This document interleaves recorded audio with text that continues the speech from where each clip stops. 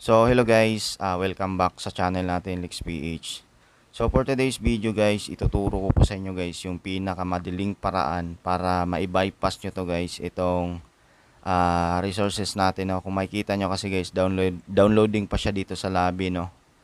So hindi pa siya completely na download yung mga files niya. Okay, so as you can see dito guys, yan 0 pa lang po yung mga animation, ayan, mga ganyan, hero display, skin in match, tsaka dito sa extreme guys, ano. Okay, so ngayon iba-bypass natin to guys gamit yung file na ida-download nyo dyan sa comment section. Ipipin po natin yung link. Okay, so close muna natin yung Mobile Legends natin. Okay, so una dito guys, punta muna kayo sa C archiver nyo, device storage, Android data, tapos buburahin muna natin yung mga itong mga current files niya kasi nasa 2 MB pa lang yung size nito.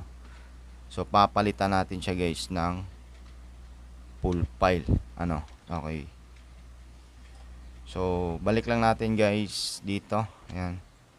Tapos ito guys, i-check nyo po to sa comment section natin kasi ipipin ko po yung link nito, itong Hirara full patch. Okay, so click natin yan, tapos itong ikaapat guys, extract, then select a destination folder. So balik lang kayo dun guys sa Android data, tapos Mobile Legends, and dito nyo na siya guys ipipaste.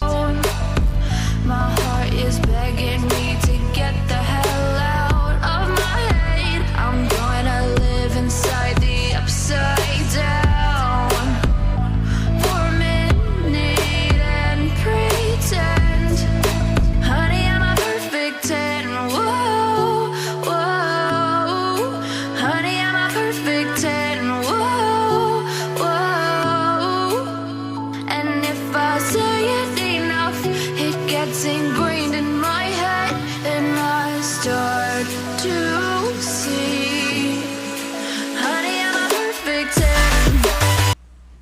Okay, so ayan guys, tapos na po natin siyang ma-extract, no. Okay, so check natin guys yung kanyang file information. Long press lang natin siya guys. So check natin yung kanyang file count, size, kung umabot ba siya ng 10 GB or 9 to 10 GB, no. Okay, so ayan guys, na-load niya po lahat ng ating file, ano po. Okay, so nasa 9.76 GB po yung overall niya na size. Okay, so pwede na natin siya guys buksan.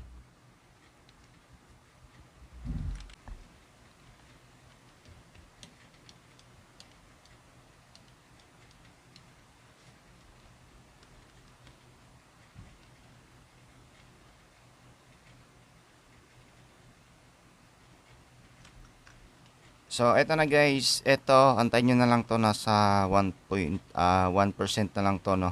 Okay, so ayan, na-bypass na po natin lahat, no. Okay, so ayan po.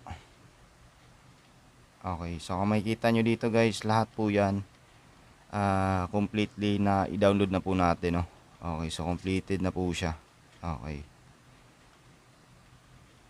so sa interface niya, kayo na guys bahala, no, ibalik yung mga dati nyong settings. Okay, so basta kung gusto nyong i-bypass guys sa pinakamadaling paraan, pwede nyong gamitin yung link dyan guys, i-download nyo po siya, no. Okay, kayo na pong bahala guys.